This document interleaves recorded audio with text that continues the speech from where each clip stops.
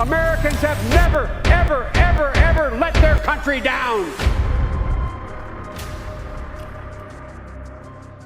क्या अमेरिका इस युद्ध को जीत पाएगा? यह ईरान वो देश है जो हर हाल में सर्वे कर जाएगा। मिडल ईस्ट में हालात तेजी से बदल रहे हैं।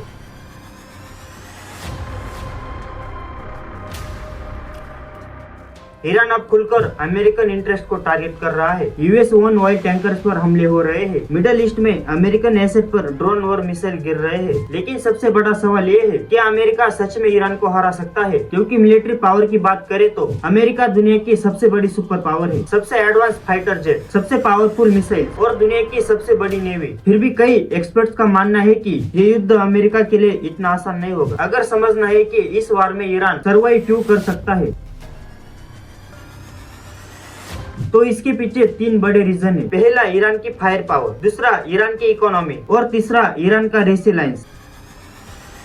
इस युद्ध में सबसे बड़ा वेपन बन चुका है ड्रोन वॉरफेयर। ईरान के 136 ड्रोन्स दुनिया भर में चर्चा का विषय है। ये ड्रोन्स छोटे जरूर होते हैं, लेकिन इनके अंदर करीब 50 किलो एक्सप्लोजिव होते हैं। सबसे खतरनाक बात ये है कि ये ड्रोन्स बहुत बड़ी संख्या में बनाए जाते हैं। यानी अमेरिका एक मिसाइल से एक ड्रोन गिराता है तो ईरान 10 नए ड्रोन्स भेज सकता है। रिपोर्ट्स के मुताबिक ईरान के अंडरग्राउंड बंकर्स में हजारों ड्रोन स्टोर है और इसी वजह से ईरान लगातार मिडल ईस्ट में अमेरिकन रडार सिस्टम और मिलिट्री बेस को टारगेट कर रहा है। क्योंकि अगर रडार सिस्टम डिस्ट्रॉय हो जाए तो मिसाइल्स और ड्रोन्स को रोकना लगभग इम्पॉसिबल हो जाता है।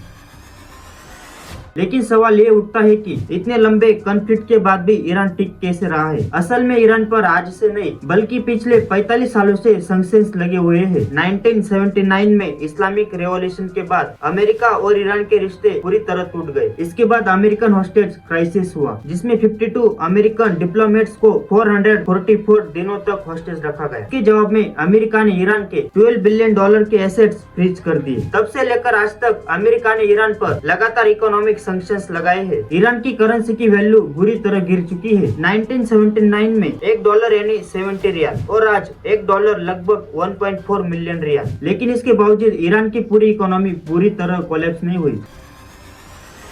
ईरान ने एक स्ट्रेटेजी अपनाई, सेल्फ रिलायंस और रेसिस्टेंसी इकोनॉमी। मतलब अगर दुनिया आपको आइसोलेट कर दे तो आपके अपने रिसोर्स खुद डेवलप करने होंगे। इसी वजह से ईरान ने साइंस, रिसर्च और टेक्नोलॉजी पर फोकस किया। आज ईरान मेडिसिन में लगभग सेल्फ सफिशिएंट है। मिलिट्री सेक्टर में भी ईरान ने अपने मिसाइल, ड्रोन्स और वेपन खुद डेवलप किए हैं। ईरान के पास ऐसे बैलिस्टिक मिसाइल है जो 2000 से लेकर 3000 किलोमीटर तक स्ट्राइक कर सकते हैं और यही कैपेबिलिटी मिडल ईस्ट में अमेरिका के एलाइज के लिए सबसे बड़ी चिंता बन चुकी है। अगर इस वार को ध्यान से देखें तो अमेरिका को टेक्टिकल लेवल पर जीत मिल सकती है। मतलब अमेरिका अपने टारगेट डिस्ट्रॉय कर सकता है, लेकिन स्ट्रेटेजिक विक्ट्री हासिल करना मुश्किल है। दुनिया की सबसे बड़ी सुपर पावर के सामने खड़ा है देश अभी भी लड़ने के लिए तैयार है और यही मिडल ईस्ट की जो पॉलिटिक्स को इतना अनप्रेडिक्टेबल बनाता है। आपके हिसाब से ये वार कौन जीतेगा? अपने राय कमेंट सेक्शन में जरूर बताइए। अगर वीडियो अच्छा लगे तो लाइक शेयर सब्सक्राइब कमेंट जरूर कीजिए।